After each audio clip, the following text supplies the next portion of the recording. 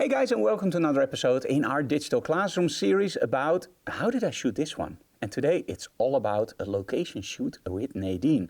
And this is the image.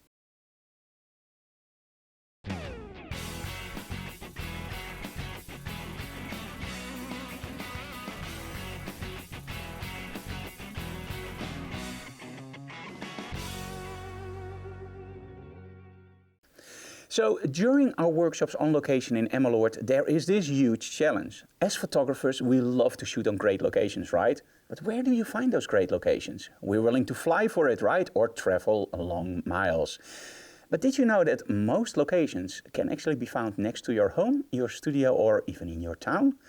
And that's because when you walk by them, we don't notice them anymore. But as soon as you start looking with your photographer's eyes, some locations that look boring can be really interesting.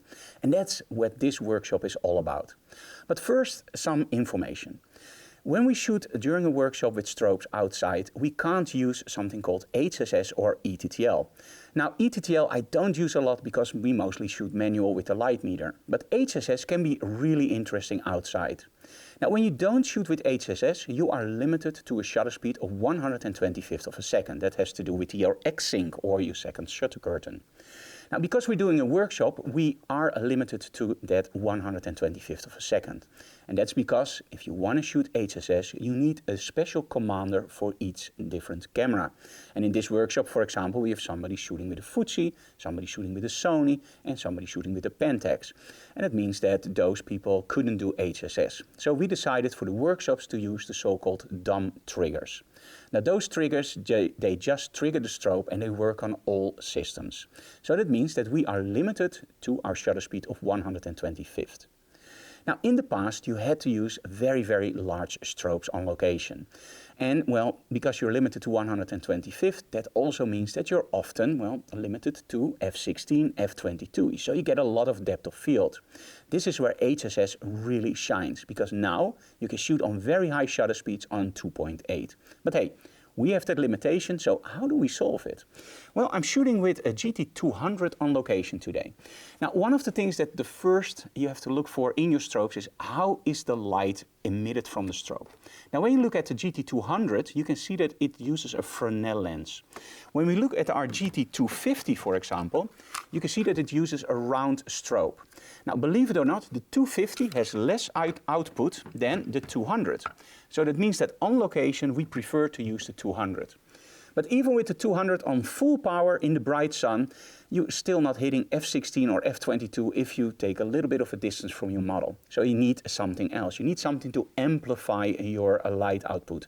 And that's where a light shaper comes in. Now we all know the well-known reflector. So this is the reflector. This is a normal reflector and it will give you a little bit more light output. But what if you need more power? That's when we're using this one. Now this is a really large one and this will give you a lot more output. Now we just mount those to our strobes with a converter and now on location we have more than enough light output to literally shoot day to night in the bright sunlight. So let's first take a look at our first setup. Now the first setup is actually the fence of our neighbors. And it's very, very nice blue with all these little, well, squeezes inside where you can just see the sun creeping through. And every time when I walk the dog there, I just see the sun coming through and I always look at it going like, that would be an interesting shot. So today, because Nadine was wearing jeans in her first outfit, we thought that would be the first great location. We started out with just using that large reflector on our model. And by moving the camera just up and down a little bit left and right, you can see the sun creeping through the fence and it already gave you a beautiful shot. But at that point I thought, let's add a little bit mood. And how can you create mood better than by using a gel? So we added another strobe and on that strobe we mounted the magnetic system from Rogue with a blue gel. And that's actually what you see in the final result. Hey, we can talk about the lighting setup for hours, but it's always much easier to see it in action during the live shoot. So let's go to the behind the scenes video and you will see the video and the results.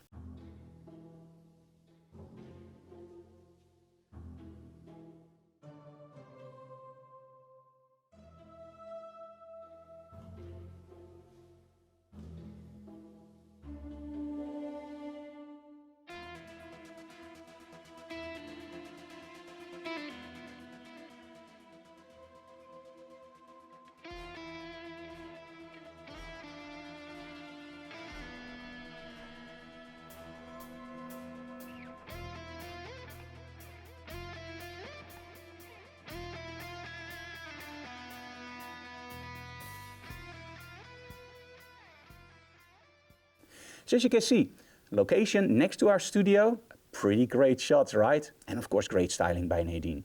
If you have any questions or any problems in your photography, feel free to leave them in the comments below or just reach out via our social media. We would highly appreciate a like on this video and of course a share. Tell your friends about it so we can grow our channel and create more content. Thank you so very much for watching, guys, and see you again next time. Bye bye.